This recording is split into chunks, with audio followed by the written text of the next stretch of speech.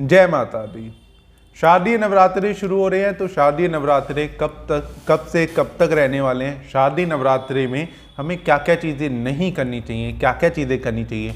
माता की मूर्ति या फोटो अगर आप ला रहे हैं तो कैसी आपको लानी चाहिए, किन किन बातों का ध्यान रखना चाहिए? साथ ही शारदीय नवरात्र में हमें क्या क्या चीज़ें करनी चाहिए? और एक इम्पॉर्टेंट चीज़, अपनी कुंडली में बैठे ग्रहों को शांत करने के लिए, पापी ग्रहों को शांत करने के लिए आपको क्या उपाय करना चाहिए? और साथ ही अगर आपकी ज़िंदगी में कुछ समस्याएं चल रही हैं, कुछ प्रॉब्लम्स चल रही हैं, तो उनके लिए आपको इन नवरात्रों में क्या उपाय करने चाहिए जिससे आपको इन परेशानियों से, पीड़ा से मुक्ति मिल सके? तो इस बारे में इस वीडियो में बात करेंगे। हेलो, दिस इज़ मी राजा सचदेवा। आप सभी लोगों का मेरे चैनल पे बहुत बहुत स्वागत है। होप करता हूँ आप सब अच्छे होंगे, बढ़िया होंगे।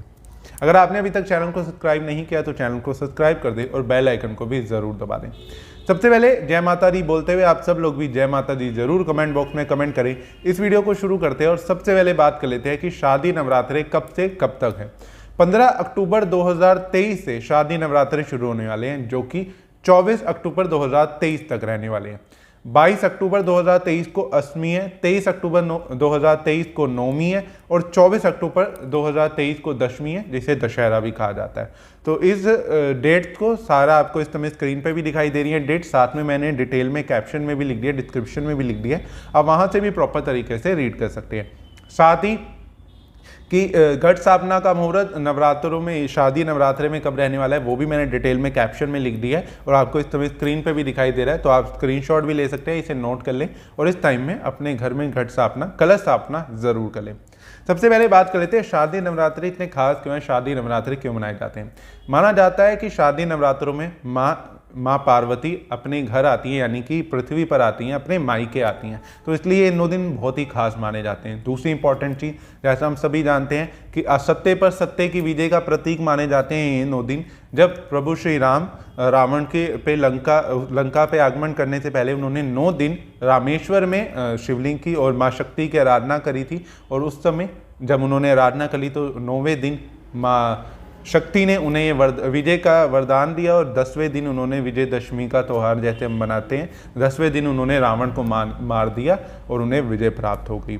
तो इसलिए भी ये मनाया जाता है। दूसरी कहानी ये भी मानी जाती है कि महिषासुर नामक एक दानव था जिसने ब्रह्मा की साधना करके, तपस्या करके उनसे ये वरदान हासिल किया था कि उन्हें पृथ्वी पे कोई भी मनुष्य जीव जंतु नहीं मार पाएगा।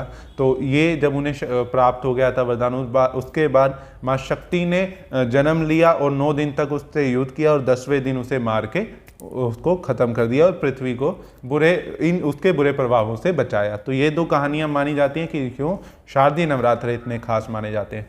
अब बात कर लेते हैं कि शारदीय नवरात्रों में आपको क्या क्या चीज़ें नहीं करनी चाहिए। सबसे इंपॉर्टेंट चीज़, अगर आप कलश स्थापना करें, यानी कि घट स्थापना आप कर रहे हैं, आप अखंड ज्योति जला रहे हैं, आप अपने घर में खेतरी की स्थापना कर रहे हैं, तो बहुत सी बातों का आपको ध्यान रखने की जरूरत होती है। जैसे कि आप हर वक्त वहाँ पे मौजूद रहें जहाँ पे भी आपने कलश स्थापना करी है, अखंड ज्योत जलाई है या आपने खेतरी बीजी है, उस जगह को आप कभी भी, यानी कि माता की चौकी को आप कभी भी अकेला ना छोड़ें, इस चीज़ का ध्यान रखें। दूसरी इंपॉर्टेंट चीज़, इस 9 दिनों में वैसे तो आपको हमेशा ही मांस मदिरा का सेवन कभी भी नहीं करना चाहिए, नॉन वेज नहीं खाना चाहिए, शराब ड्रिंक नहीं करनी चाहिए। इन 9 दिनों में स्पेशली प्याज लहसुन का सेवन नहीं करना चाहिए, आपको इस चीज़ का ध्यान रखना चाहिए। दूसरी इंपॉर्टेंट चीज़, आप अपने घर में खेतरी स्थापित कर रहे हैं, अखंड ज्योति स्थापित कर रहे हैं और कलश स्थापना कर रहे हैं, तो इस चीज़ का ध्यान रखें कि आपकी फैमिली मेम्बर्स बिल्कुल भी लेदर का इस्तेमाल ना करें। नॉर्मल सी चीज़ है, लेदर की बेल्ट हम यूज़ कर लेते हैं, पर्स यूज़ कर लेते हैं, हम जूते यूज़ कर लेते हैं, तो उसको इन 9 दिनों में बिल्कुल अवॉइड करने की कोशिश करें। बिल्कुल भी लेदर का यूज़ ना करें। माता की चौकी में जब भी आप जा रहे हैं या माता की पूजा आप कर रहे हैं 9 दिन, तो बिल्कुल भी इन चीज़ों का इस्तेमाल ना करें। इस चीज़ का बहुत ज़्यादा ध्यान रखें आप। दूसरी इंपॉर्टेंट चीज़ अब बात कर लेते हैं कि माता की मूर्ति अगर आप लेके आ रहे हैं, इस नवरात्रों में हम सोच रहे हैं कि आप माता की मूर्ति को लेके आएंगे या फोटो लेके आएंगे, तो आपको किन 2 बातों का ध्यान रखना चाहिए, किन बातों का ध्यान रखना चाहिए। सबसे इंपॉर्टेंट चीज़ कि जो भी आप माता की मूर्ति ला रहे हैं या फोटो ला रहे हैं, उसके अंदर जो शेर है उसका मुंह बंद होना चाहिए, खुला हुआ नहीं होना चाहिए। इस चीज़ का आपको बहुत ज़्यादा ध्यान रखना है। दूसरी इंपॉर्टेंट चीज़, माता जिस शेर पे विराजमान है वो बहुत ज़्यादा गुस्से में नहीं होना चाहिए, वो शांत, दिखने में बिल्कुल शांत होना चाहिए और उसका मुंह बंद होना चाहिए।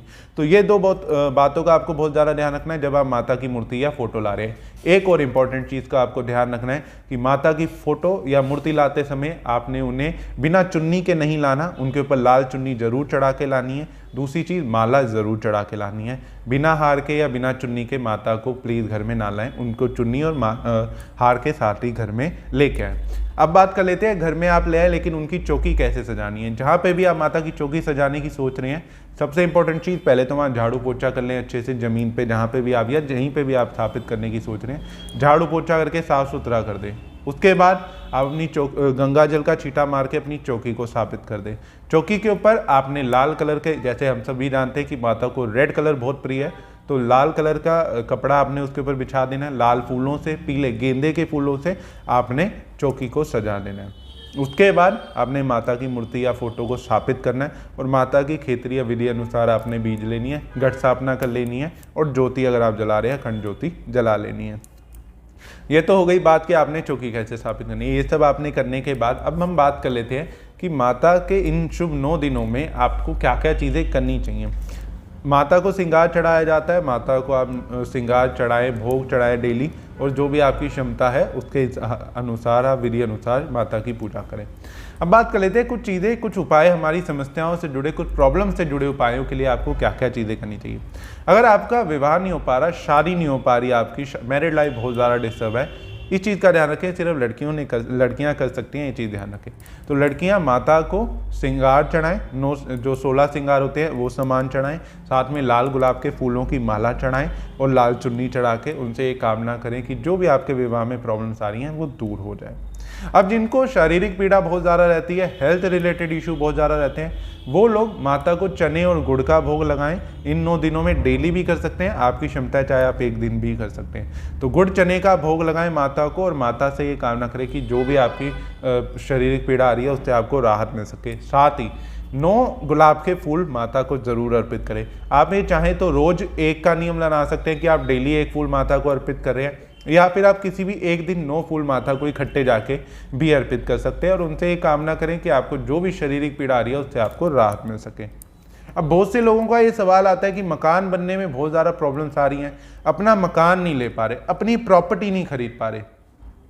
तो जो भी लोग अपनी प्रॉपर्टी परचेज नहीं कर पा रहे या मकान नहीं खरीद पा रहे या उनका मकान बन नहीं पा रहा, प्लॉट ले रखा है काफ़ी टाइम से लेकिन उस पर कंस्ट्रक्शन नहीं हो पा रही, तो वो लोग नवरात्रों के दिनों में ये बहुत बढ़िया उपाय कर सकते हैं कि आप कहीं पे भी आसपास देखें, कहीं पे भी मंदिर बन रहा है, स्पेशली माता का अगर मंदिर बन रहा है तो उस मंदिर में कुछ भी कंस्ट्रक्शन से रिलेटेड मटेरियल दे दें, कुछ भी रोड़ी, बदरपुर, सीमेंट, ईंट, जो भी आप दे सकते हैं अपनी क्षमता अनुसार ज़रूर दें और माता से मन ही मन कामना करें कि मेरा भी जल्दी से अपना मकान बन जाए या मेरा भी अपना एक छोटा सा घर जल्दी से बन जाए। इससे माता के आशीर्वाद से बहुत ही जल्द आपका भी घर बन जाएगा। दूसरी इंपॉर्टेंट चीज़, बहुत से बच्चों को, छोटे बच्चों को रात को सोते समय बहुत ज़्यादा डर लगता है या घबराते हैं या अचानक उठ जाते हैं नींद में या रात को रोने लग जाते हैं, तो उनके लिए ये उपाय स्पेशली रहने वाला है। आप थोड़ी सी फिटकड़ी ले लें, उनके पेरेंट फिटकड़ी ले लें और हनुमान जी के मंदिर चले जाएं, सिंदूरी हनुमान जी के मंदिर में। सिंदूरी हनुमान जी के पैरों से थोड़ा सा सिंदूर लेके उस फिटकरी पे लगा दें और उस फिटकरी को अपने बच्चे के सिराने रख के सुलाना शुरू कर दें। अपने सिराने के अंदर नहीं रखना, सर के पास रख के आपने सुलाना शुरू कर दें। इससे आप देखेंगे बच्चे का डरना कम हो जाएगा धीरे धीरे और डरना बंद हो जाएगा धीरे धीरे। जो भी उसे डर लगता है वो सब या उल्टे सीधे सपने आते हैं तो वो चीज़ें बंद हो जाएंगी। अगर आपको आर्थिक तंगी बहुत ज़्यादा चल रही है, फाइनेंशियली प्रॉब्लम बहुत ज़्यादा चल रही है, तो आपने 9 पान के पत्ते लेने हैं और उसके ऊपर सबके ऊपर एक सुपारी रख के, एक पताशा रख के आपने ये 9 पान के पत्ते आपने माता को अर्पित करने हैं। इससे आपकी आर्थिक तंगी धीरे धीरे दूर होने लग जाती है। दूसरी इंपॉर्टेंट चीज़, अगर आपकी कुंडली में चंद्रमा बहुत ज़्यादा डिसबैलेंस चल रहा है, चंद्रमा आपका स्टेबल नहीं है, तो उस केस में माता की आराधना करने से ही वैसे चंद्रमा बैलेंस हो जाएगा। दूसरी इंपॉर्टेंट चीज़, लेकिन आप माता को इन 9 दिनों में देसी घी और दूध से बनी मिठाई ज़रूर भोग लगाएं। इससे आपको जो भी चंद्रमा बुरे या नेगेटिव रिजल्ट दे रहा है वो धीरे धीरे कम होने लग जाते हैं और आपको शुभ फल मिलने शुरू हो जाते हैं। अगली इंपॉर्टेंट चीज़, अगर आपकी कुंडली में मंगल बहुत ज़्यादा डिसबैलेंस है, मंगल बुरे रिजल्ट दे रहा है, तो इन 9 दिनों में माता को चकुंदर और अनार जरूर भोग लगाएं। अपनी क्षमता अनुसार डेली भी कर सकते हैं या किसी एक दिन भी कर सकते हैं, ज़रूर भोग लगाएं। इससे आपकी कुंडली में बैठा मंगल धीरे धीरे शांत होने लग जाता है और आपके जो नेगेटिव रिजल्ट दे रहा है वो धीरे धीरे शांत होने लग जाते हैं।